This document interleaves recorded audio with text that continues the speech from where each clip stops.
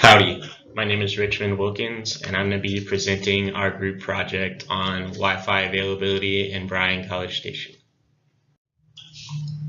Our group members were Oscar Ayala, Nathaniel Chapman, Joshua Fielder, and myself, Richmond Wilkins. When we set out to pick something for this project, we were interested in the location of necessary student services.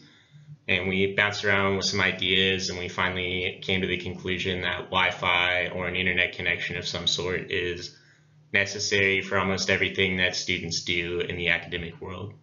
Most of our assignments are online, and most class structure is online, whether that's class information or submitting assignments. Almost all of that is on the internet. So we thought it would be interesting to look at Wi-Fi availability. And then Wi-Fi is available on campus, obviously, but sometimes congestion problems arise due to the growing student bodies of both Texas A&M and Blinn. So whether that means you can't find a place to sit or the internet connection on campus is slow because of all the traffic, sometimes it's good to be able to find Wi-Fi in another area that you can use to do your school. So we set out to use GPS technology to identify Wi-Fi access locations around Bryan College Station, and then be able to use that information to guide students and other users to use this information well. For our methods, we individually took GPS coordinates of restaurants and other locations around Bryan College Station. We just coordinated verbally on what regions we were each traveling to avoid overlap and just ensure that we collected the maximum range of points. We collected our coordinates with handheld Garmin GPS map 78 units, and we made sure to collect each point 10 paces from the establishment, just to ensure that we had a uniform method of collection, as well as reducing multipath effects from being too close to the building or being under an awning or a porch or something like that. Accuracy wasn't necessarily critical to this project, but we didn't want to have large errors in our data collection. If a location had Wi-Fi, we assigned the term study lounge to that point, just to help us keep track of where there was Wi-Fi and where there wasn't. We collected points at both just to kind of see the distribution, but we were more interested in the locations that did have Wi-Fi. Once we had collected our points, we used DNR GPS to upload our points into ArcMap and create a few maps to help us interpret our information. For our results, we collected a total of 158 points around Bryan College Station, and we found that just over half of the places that we sampled had Wi-Fi. That was definitely more Wi-Fi access than we were expecting as a group, so we were excited to get to work with that information. We made sure to include points for Evans Library and Blinn campus, just to have a reference for a place that a student might be leaving when they're searching for a place to study that's less crowded. Here's our first map. You can see within the city limits of Bryan and College Station, we have our points. The blue points are Wi-Fi or study lounges, and the red points are locations that we thought might have Wi-Fi, but they ended up not. In this map, we added a buffer zone to each Wi-Fi point, and we made that buffer zone 0.25 miles. And the reason that we did this was just to understand how well spread out or how closely populated areas are with Wi-Fi locations. We chose 0.25 miles because we thought that was a relatively short distance for walking and an extremely short distance for driving if a student should need to move from one location to another. Here's that same map for the Bryan side of town. We also used Evans Library as a reference point and created a kernel density map just to have a better understanding of where these regions with a lot of Wi-Fi access are. You can see these islands around campus, and in Bryan as well as out in William D. Fitch Parkway are where those islands are points with a high density of Wi-Fi access.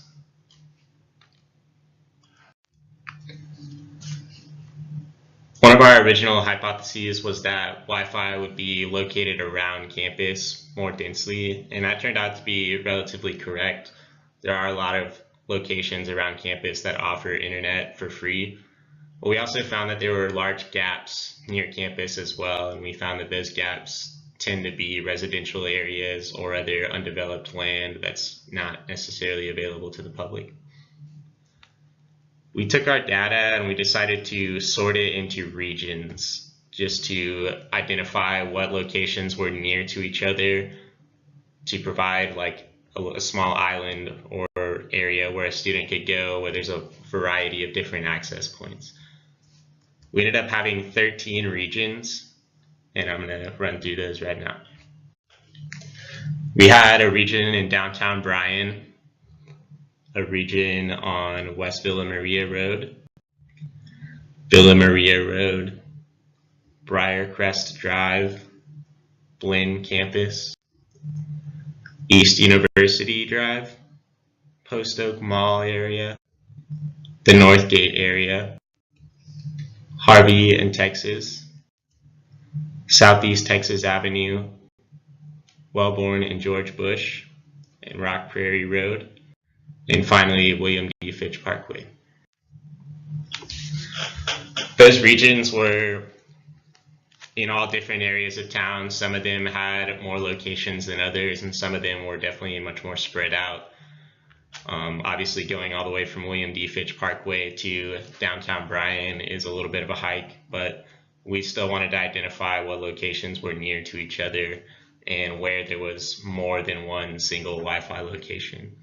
And we thought that would be beneficial for students who may get to a spot and realize that it's crowded and decide they need to go to another one.